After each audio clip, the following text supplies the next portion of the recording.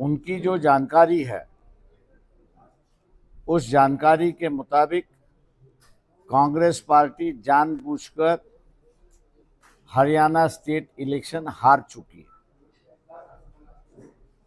उन्होंने जब यह कोशिश की कि कांग्रेस पार्टी कांग्रेस के दलित नेताओं की जलील क्यों कर रही थी, उनको इग्नोर क्यों कर रही थी, उनको तवज्जो क्यों नहीं दिया जा रहा था, तब उनके ध्यान में आया कि कांग्रेस पार्टी और बीजेपी इनका अंदरूनी समझौता हो चुका है।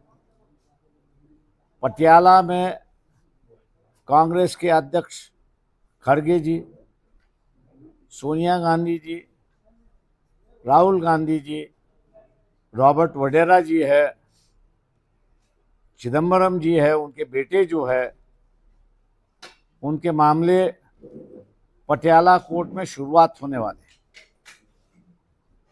और इसी मामले को लेते हुए ये मामले फिर 5 साल के लिए कोर्ट के सामने ना आए, इसलिए कांग्रेस पार्टी ने हरियाणा इलेक्शन में दलितों को जलील करने की कोशिश की, नेताओं को जलील करने की कोशिश की, ताकि उनमें चिढ़ आ जाए, नफरत की भावना कांग्रेस की तरफ हो और बीजेपी को वो वोट दे।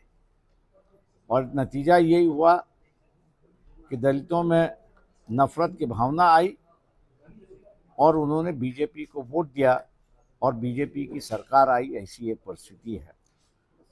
महाराष्ट्र में आने वाले चुनाव के लिए पार्टी क्या तैयारी कर रही है? आप चौथी आघाड़ी भी बना रहे हो। हम जो है आदिवासियों को लेके, ओबीसी संगठन जो है उनको लेके एक महास खड़ा कर रहे हैं। 90% तक जांच में कहूँ कि मुझको सफलता मिली है, 10% बाकी है।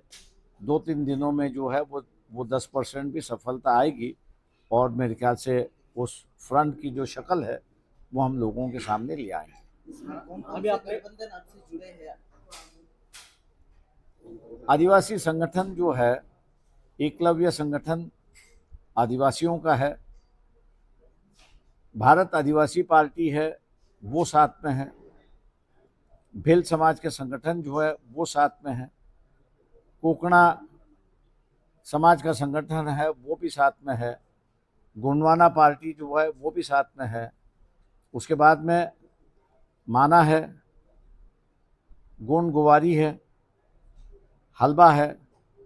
ये सभी संगठन जो है वो इन आदिवासी संगठन के साथ में जुड़ चुके हैं और एक आदिवासी संगठन का एक रूप बन चुका है।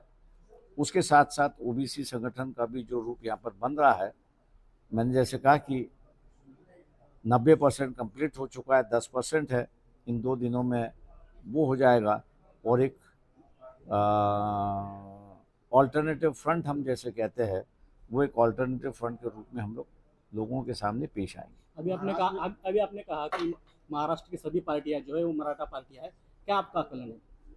मेरा आकलन नहीं है, उनका रवैया ही वैसी है कि चाहे कांग्रेस हो, एनसीपी हो, उद्धव ठाकरे हो, इन सभी पार्टियां जो है, इनकी शक्ल जो है, या जितने भी आयाराम गयाराम का जो राजकारण हुआ है, या आयाराम गयाराम का राजकारण आमदारों का हो या कार्यकर्ताओं का हो, ये सभी मराठा समाज से जुड़े हुए है। एक मराठा समाज दूसरे मराठा समाज के पार्टी में जा रहा है, तो मराठी में एक कहावत है, मराठा खानावळ। तो ये पार्टियां जो है वो मराठा खानावळ, ऐसा मैं कहता हूँ, कभी इसके थाली में खाते, कभी उसके थाली में खाते, और कुछ फर्क नहीं है। बाबा सिद्दीकी के मर्डर को कैसा देखते? देखिए, मेरे ख्याल से जांच होनी चाहिए। ये बात सही है कि बाबा सिद्दीकी एक बिल्डर थे, रईस व्यक्ति थे, लेकिन जहाँ तक हम लोग की जानकारी है, उनका किसी के साथ से पर्सनल झगड़ा दिखाई नहीं देता है। और फिर उनकी हत्या क्यों गई, ये सबसे बड़ी बात है। तीसरी बात यह है कि भैया जिन बिश्नोई संगठन ने जिम्मेदारी ली है कि भी हमने इनको मारा है या गोलियां चलाई है, भैया इनकी व्यक्तिगत दुश्मनी है क्या? अगर व्यक्तिगत दुश्मनी है तो बात समझ में आ रही है। अगर व्यक्तिगत दुश्मनी नहीं है तो बाबा सिद्दीकी को मारने की सुपारी किसने दी, ये सबसे बड़ी बात है।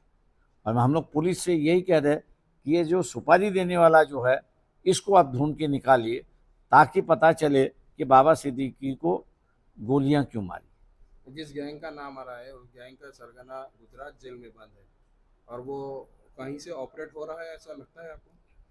पुलिस भी कहीं ना कहीं फेल हुई। पुलिस पूरी तरह से फेल हुई, ये मान के चलता हूँ मैं।